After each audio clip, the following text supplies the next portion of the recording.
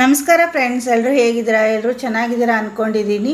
ಬನ್ನಿ ಇವಾಗ ಮಾವಿನಕಾಯಿ ಉಪ್ಪಿನಕಾಯಿ ಯಾವ ಥರ ಮಾಡ್ತೀನಿ ಅಂತ ನೋಡಿ.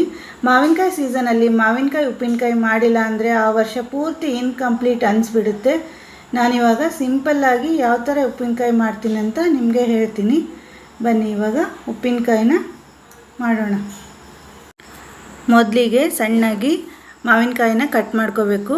ಮತ್ತು ಉಪ್ಪು, ಬೆಲ್ಲ, ಅಚ್ಕಾರದ ಪುಡಿ, ಸಾಸಿವೆನ ಹುರಿದು ಪುಡಿ ಮಾಡ್ಕೋಬೇಕು. ಒಗ್ಗರಣೆಗೆ ಬೆಳ್ಳುಳ್ಳಿ, ಕರಿಬೇವು ಮತ್ತು ಸ್ವಲ್ಪ ಅರಿಶಿನ, ಇಷ್ಟಾದರೆ ಉಪ್ಪಿನಕಾಯಿ ರೆಡಿ ಆಗುತ್ತೆ. ಸಣ್ಣದಾಗಿ ಮಾವಿನಕಾಯಿನ ಕಟ್ ಮಾಡಿಕೊಂಡು ಒಂದು ಪಾತ್ರೆಗೆ ಹಾಕ್ಕೋಬೇಕು. ನಾನು 4 ಮಾವಿನಕಾಯಿ ಕಟ್ ಮಾಡ್ಕೊಂಡಿದ್ದೀನಿ. ಇವಾಗ ಉಪ್ಪು ಎಷ್ಟು ಬೇಕಂದರೆ 2 ಮುಟ್ಗಿ ಹಾಕಬೇಕು. ನಮ್ಮ ಕೈಲೇ ಉಪ್ಪು ಜಾಸ್ತಿ ಆದರೂ ಏನೂ ಆಗೋಲ್ಲ, ಪ್ರಿಸರ್ವೇಟಿವ್ ಇರುತ್ತೆ ಅದು. ಆಮೇಲೆ 5 ಸ್ಪೂನು ಅಚ್ಕಾರದ ಪುಡಿ ಹಾಕಿದೆ 4 ಮಾವಿನಕಾಯಿಗೆ. ಇದು ಸ್ವಲ್ಪ ಸಿಹಿ ಇತ್ತು, ಹುಳಿ ಮಾವಿನಕಾಯಿಗೆ ಸ್ವಲ್ಪ ಜಾಸ್ತಿನೇ ಉಪ್ಪು ಹಾಕಬೇಕು. 5 ಸ್ಪೂನು ಅಚ್ಕಾರದ ಪುಡಿ ಹಾಕಿದೆ. ಆಮೇಲೆ ಸಾಸಿವೆನ ಹುರಿದಿಟ್ಕೊಂಡಿದ್ವಲ್ಲ ಅದನ್ನು ಹಾಕಿದೆ.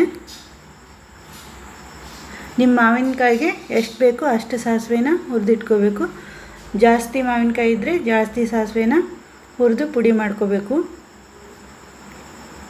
ಆಮೇಲೆ ಬೆಲ್ಲನೂ ಅಷ್ಟೇ, ಮಾವಿನಕಾಯಿ ಸಿಹಿ ಇದ್ದರೆ ಸ್ವಲ್ಪ ಕಮ್ಮಿ ಹಾಕಿ, ಮಾವಿನಕಾಯಿ ಹುಳಿ ಇದ್ದರೆ ಸ್ವಲ್ಪ ಜಾಸ್ತಿನೇ ಹಾಕಬೇಕು. ಎಲ್ಲ ಹಾಕಿ ಇವಾಗ ಮಿಕ್ಸ್ ಮಾಡಬೇಕು.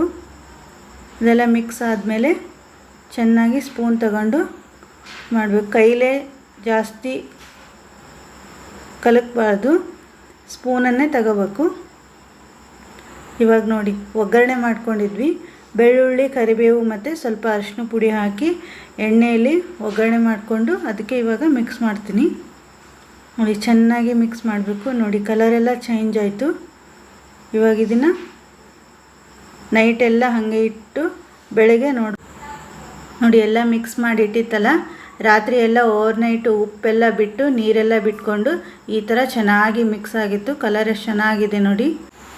ಉಪ್ಪಿನಕಾಯಿ ಎಲ್ಲ ರೆಡಿ ಆದಮೇಲೆ ಇವಾಗ ಪ್ಲಾಸ್ಟಿಕ್ ಬಾಟಲ್ ಅಥವಾ ಗ್ಲಾಸ್ ಜಾರಲ್ಲಿ ಹಾಕಿ ಫ್ರಿಜ್ಜಲ್ಲಿ ಇಟ್ಕೋಬೋದು.